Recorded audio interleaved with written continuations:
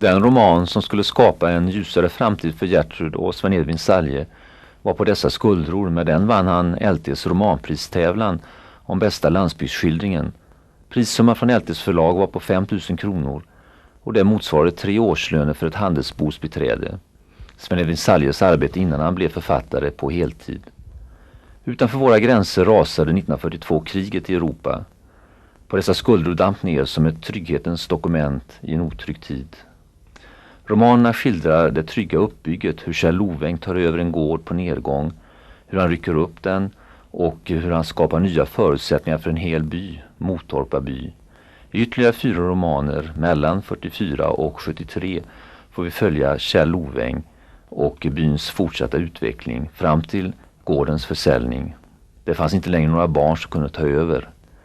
Serien om Kjell Loväng är en skildring av 30 års svensk landsbygdshistoria. Böckerna om Kjell Loväng blev lika populära i Norge och Danmark som i Sverige, och med filmerna gjorda på 40- och 50-talen blev Sven Edvin Salje ett begrepp inom svensk litteratur och film.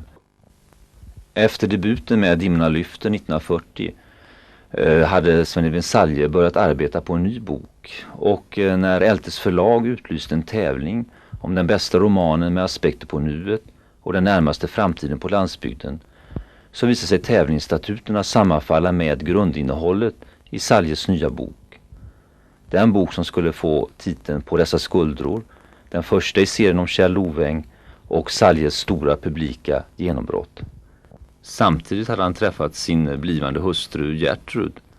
Hon arbetade som folkskollärare i Altidhultsby i närheten av Jämshög. Jag var ju fast här och det var ju roligt att syssla med barnen här som jag tyckte så mycket om. Och sen kommer då Sven hit, och kanske var det för min skull han kom. Och samtidigt så fick han då se en miljö som han tyckte passade in i hans plan på en ny bok. Levde du med i produktionen av böckerna?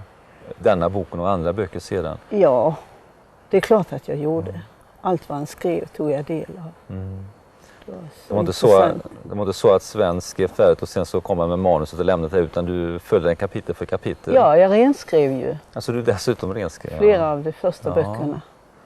Och det gjorde ju att jag måste helt enkelt följa med i det. Och det var så spännande och roligt att göra det. Så det var ju min livsupplevelse. Ja. Du försökte inte påverka Sven att förändra sina gestalter, eller hur? Nej. Det gjorde du aldrig?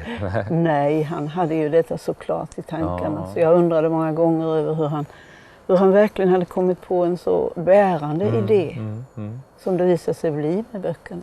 Men samtidigt så vet jag att ibland har ju till och med läsare hört av sig då till författare och sagt att var snäll nu mot den här människan, låt han inte drabbas av mer olyckor och sånt där. Du kände aldrig det där behovet av att försöka rädda någon undan något öde eller så? Nej, det gjorde jag inte. För jag menade att Sven hade så klart i tanken vad han ville ha sagt med alla figurerna, alla personligheterna där.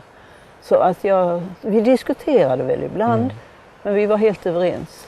Men då var detta var ju LTs pristävling som du vann, också med den här romanen. Då var ju tanken att man skulle skildra en positiv utveckling på landsbygden, kan man säga. Ungefär så var pristävlingen. Ja.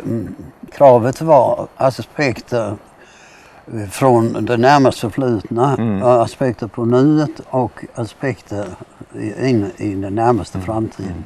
Det var den förgrening som fanns med i kraven. Och allt vad jag hade funderat över sammanföll just med detta. Och då byggde jag upp händelserna kring en ung, stark man. Och det har en förunderlig verkan detta. Att skriva om det som går framåt. Inte bara skriva om det som bryts ner och förstörs av onda krafter inom mänskligheten. Utan här gäller det att hitta det friska, starka, sunda. Och det var det vi behövde mitt i krigets elände.